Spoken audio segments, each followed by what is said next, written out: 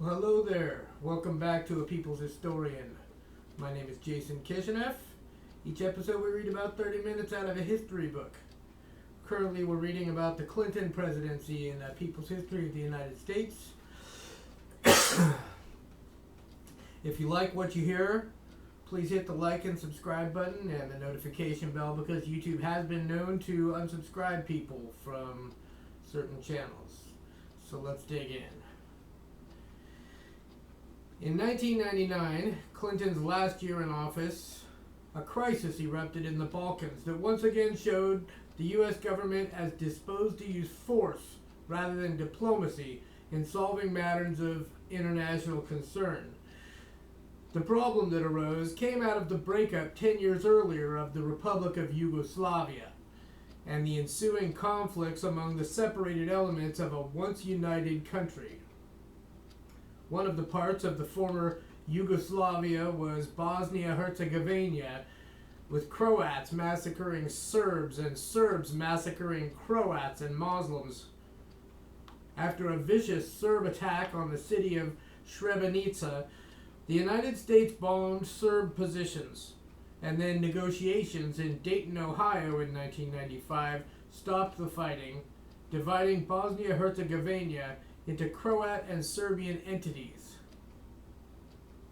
But the Dayton Accord had failed to deal with the problem of another part of the old Yugoslavia, the province of Kosovo, which, with a majority of its population Albanian and a minority being Serbian, was demanding independence from Serbia.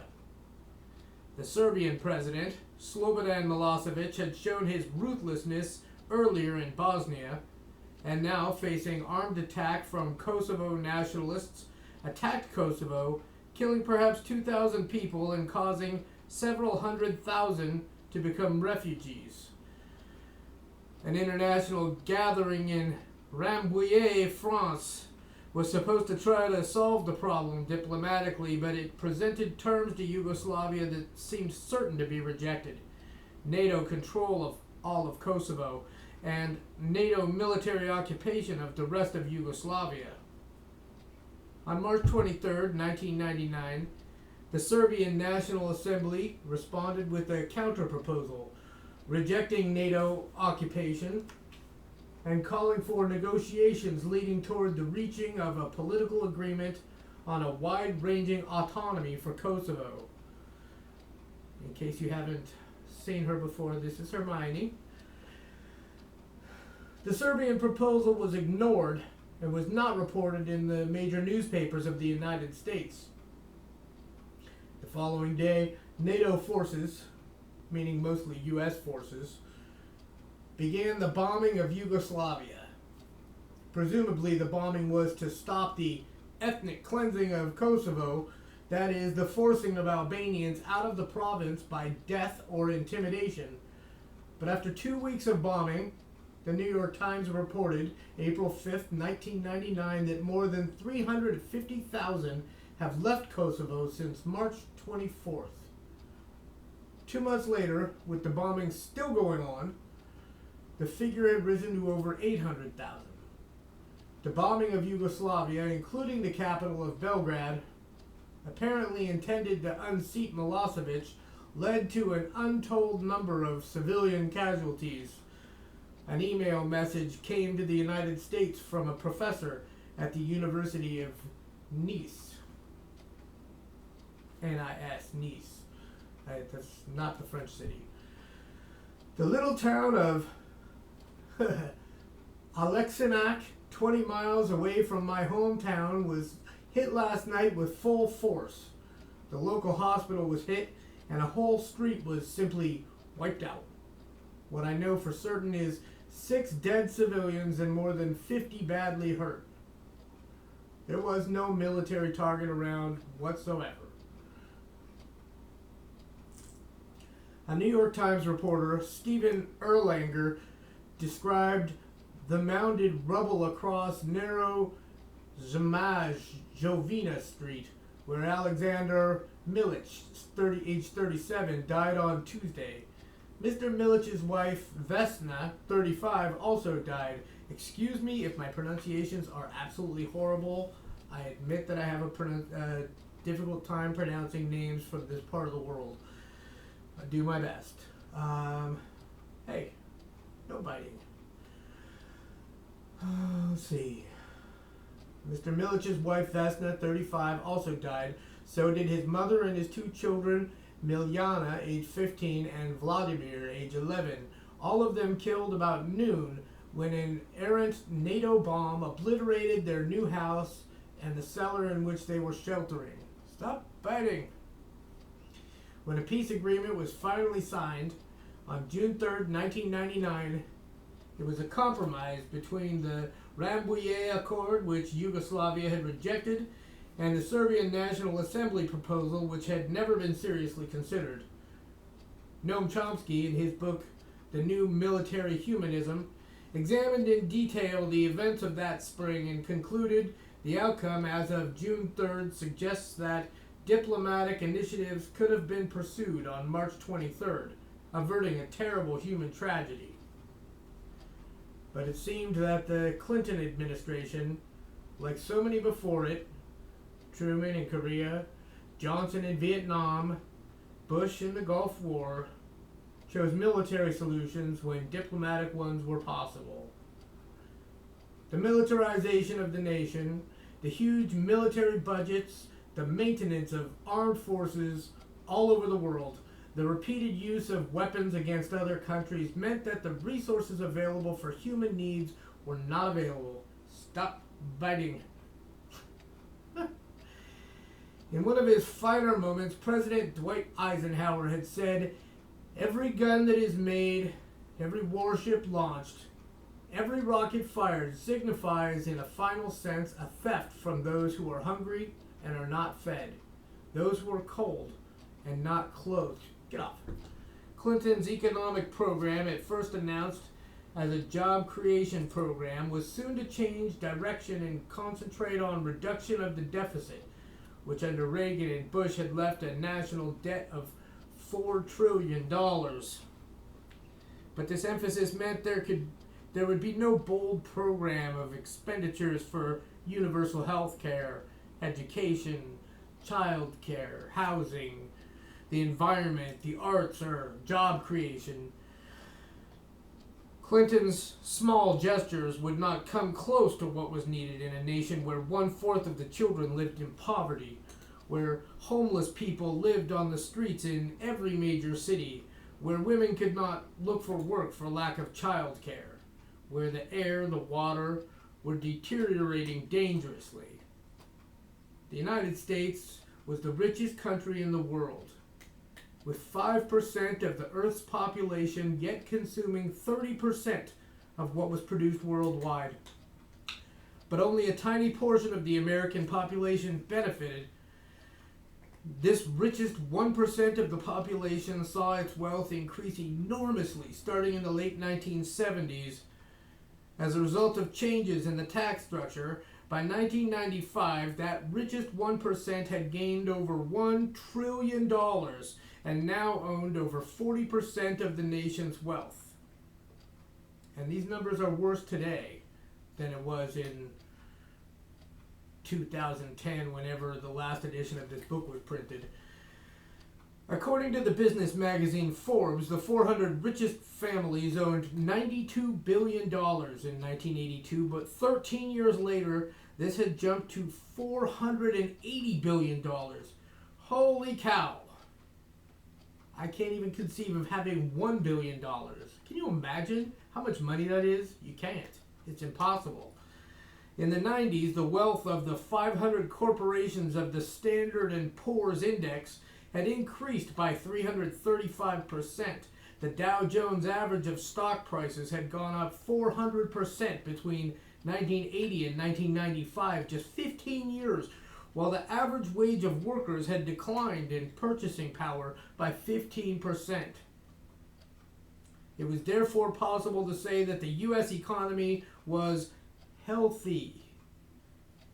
We hear that now, don't we? But only if you considered the richest part of the population.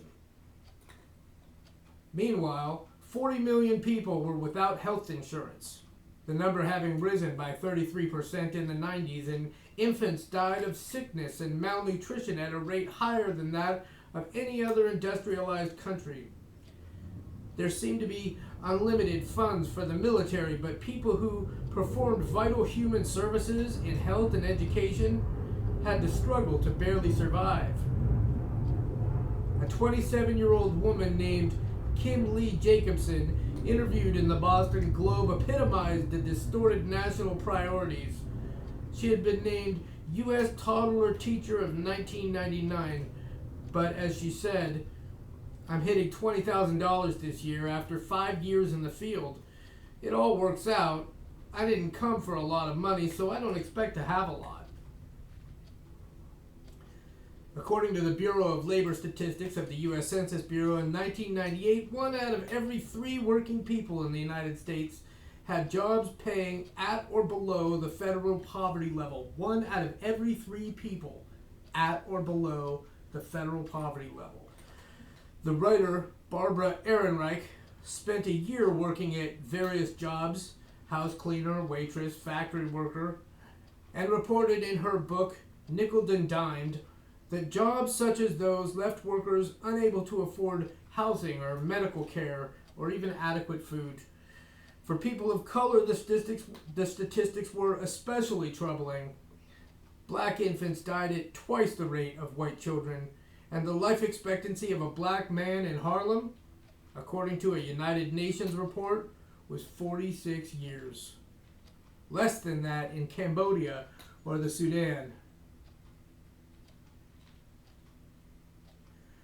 This racial discrepancy was explained by some people as racial inferiority or genetic deficiency. But what was clear was that growing up in a terrible environment, whatever one's natural abilities, became an insurmountable handicap for millions of Americans, whether white or black.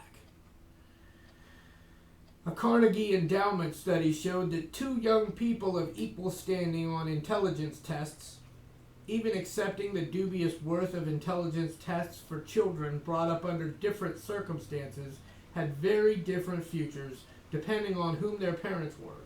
The child of a lawyer, though rating no higher on mental tests than the child of a janitor, was 4 times as likely to go to college, 12 times as likely to finish college, and 27 times as likely to end up in the top 10% of American incomes.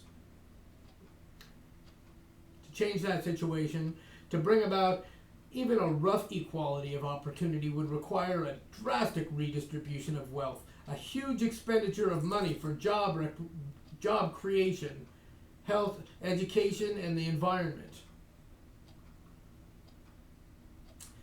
The United States instead was consigning its people to the mercy of the free market, forgetting or choosing to forget the disastrous consequences of such a policy in the 20s.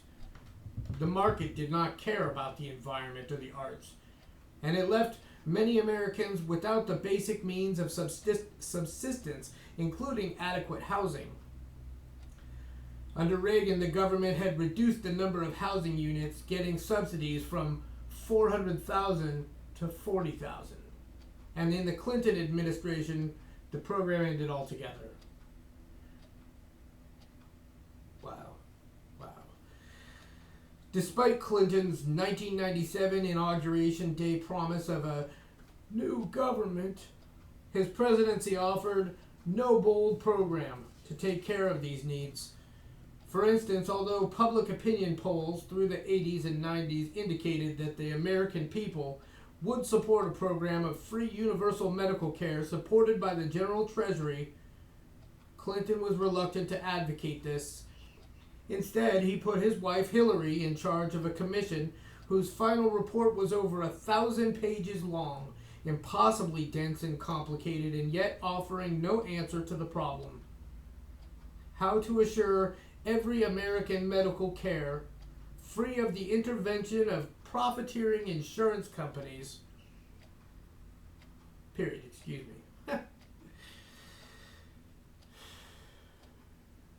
Aside from creating an even larger deficit, and there were economists who did not believe that reducing the deficit was necessary when crucial needs were... Oh, let's start over. Just step in the way back machine.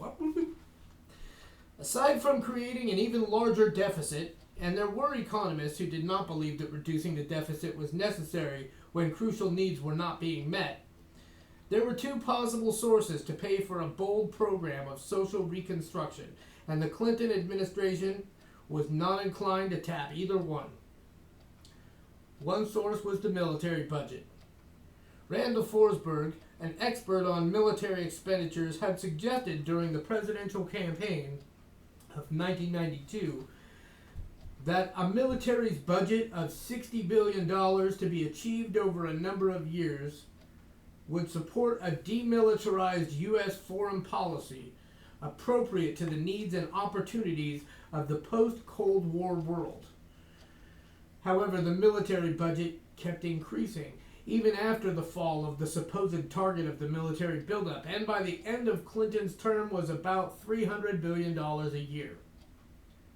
And it's more than twice that now. Last I heard it was $689 billion, but I think they may have tacked on an extra $9 billion after that. Could be wrong, check me. A radical reduction of the military budget would require a renunciation of war, a withdrawal of military bases from around the world, an acceptance, finally, of the principle enunciated in the UN Charter that the world should renounce the scourge of war. It would speak to the fundamental human desire, overwhelmed too often by barrages of super-patriotic slogans, to live at peace with others.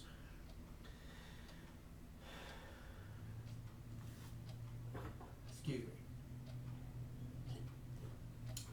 me.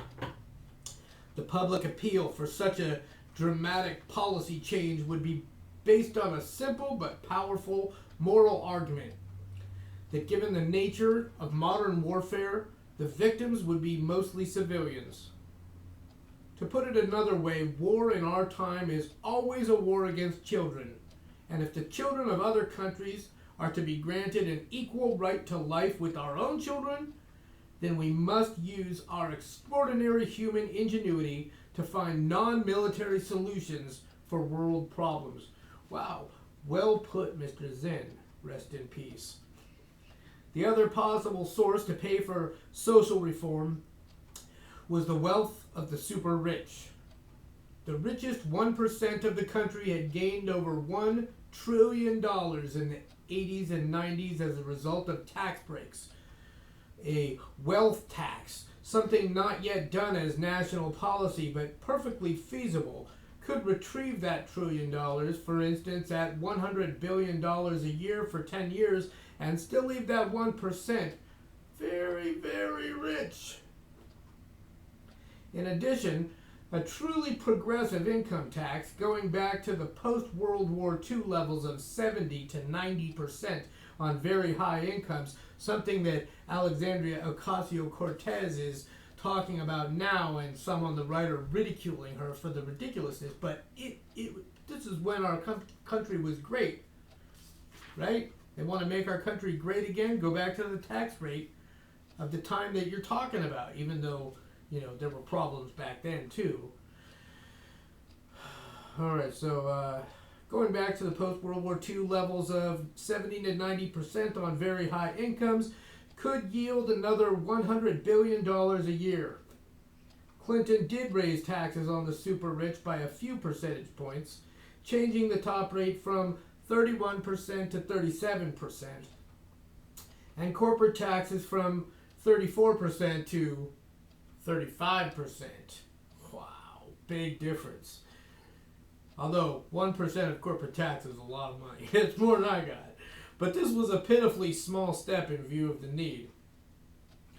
With the $400 or $500 billion gained each year by progressive taxation and demilitarization, there would be funds available to pay for a universal health care system funded by the government, as Medicare is administered, as the health care system in Canada is handled, without the profit-taking by insurance companies.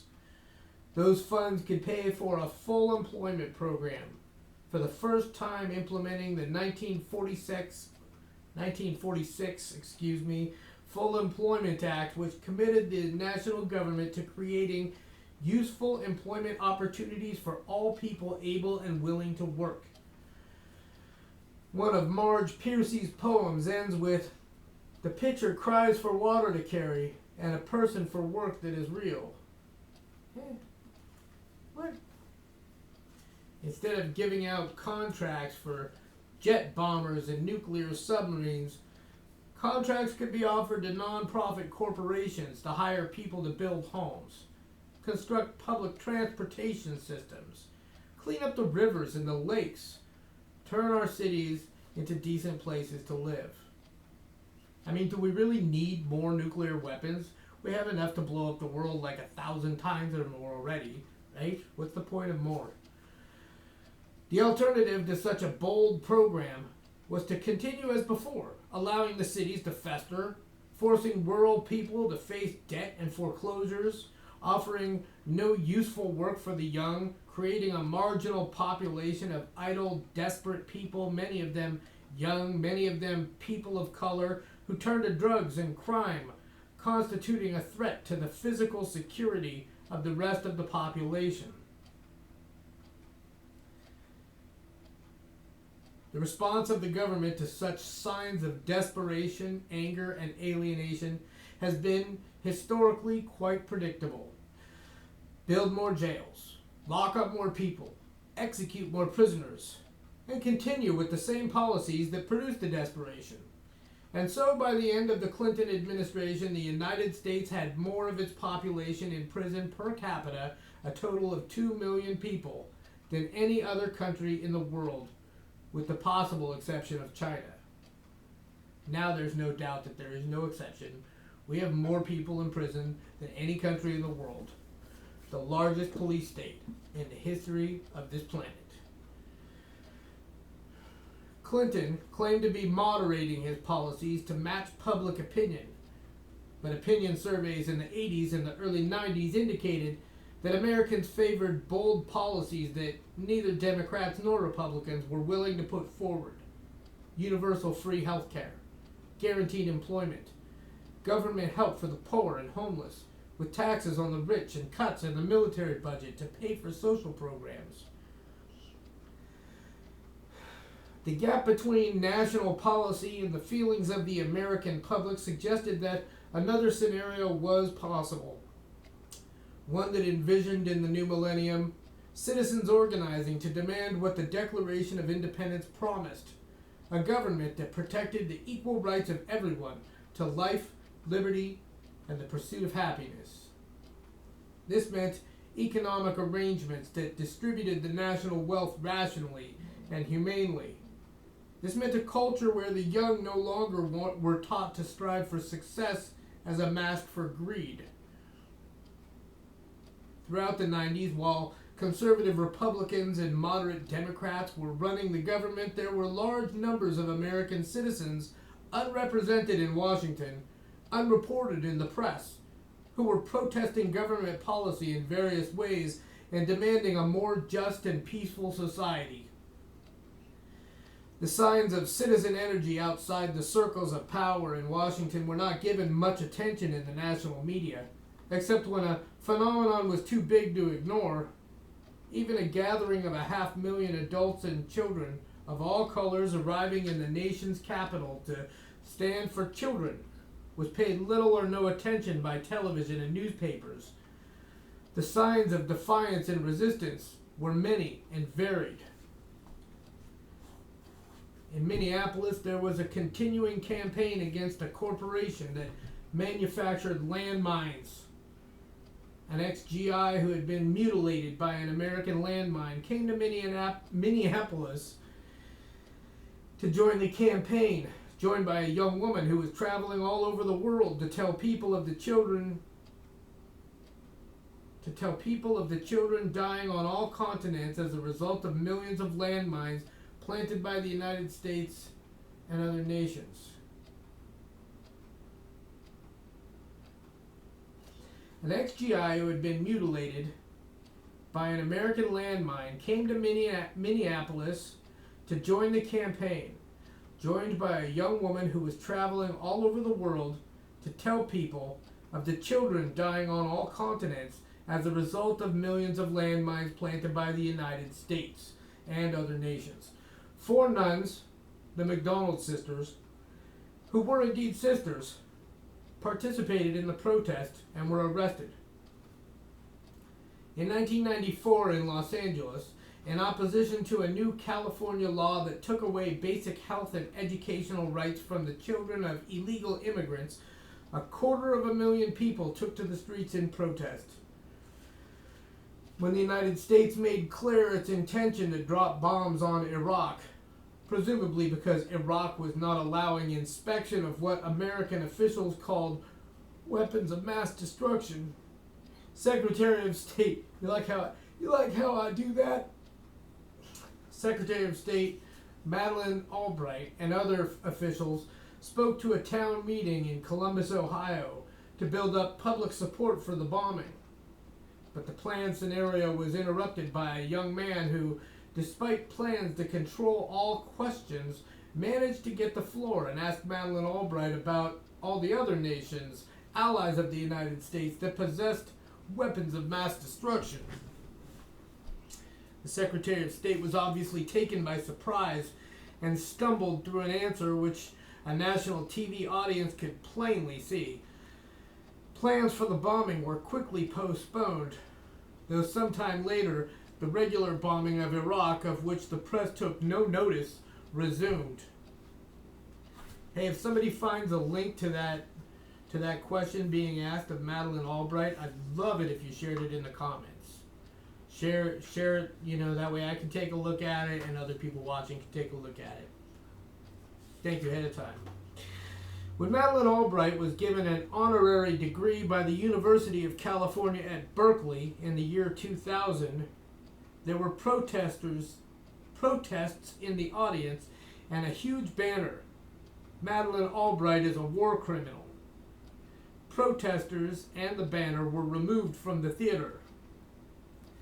It happened that the student selected to receive the university's prestigious university medal and to give the student address at commencement was a young Palestinian woman named Fadia Rafidi. She was moved to the end of the program so that Albright could speak and then leave. But she was determined to speak to Albright's defense of the U.S. sanctions against Iraq. She spoke of the medical supplies not allowed into Iraq, about the hundreds of thousands of deaths of children as a result of the sanctions. She agreed that Saddam Hussein was a brutal dictator, but she said, when he was gassing the Kurds, he was gassing them using chemical weapons that were manufactured in Rochester, New York. And when he was fighting a long and protracted war with Iran, where 1 million people died, it was the CIA that was funding him. It was U.S. policy that built this dictator. When they didn't need him, they started imposing sanctions on his people. Sanctions should be directed at people's governments, not at the people. Again, if you find a clip of that, share it in the comments. I'd appreciate it.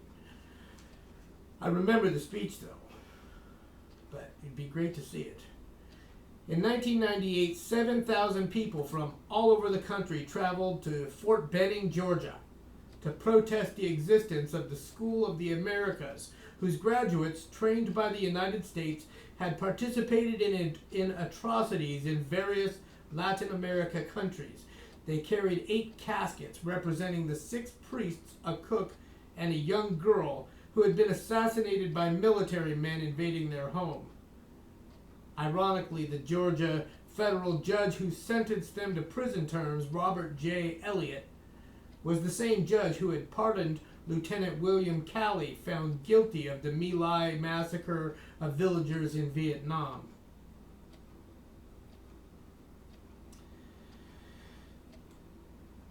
On the anniversary of the bombing of Nagasaki in August 1999, 8 pacifists decided to block 4 lanes of traffic leading to a nuclear submarine base in Bangor, Maine.